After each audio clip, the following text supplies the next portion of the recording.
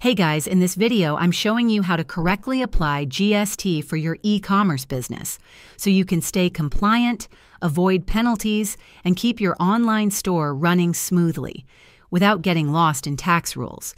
First off, make sure you're registered for GST.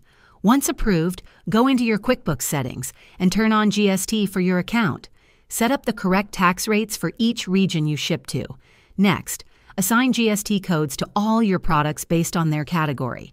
This helps with accurate tax collection and reporting. Here's a pro tip. When creating invoices, make sure GST is automatically applied based on the customer's location. QuickBooks can handle this if set up right. Don't forget, file your GST returns on time and track what you've collected versus what you've paid on purchases. It'll save you big at tax time.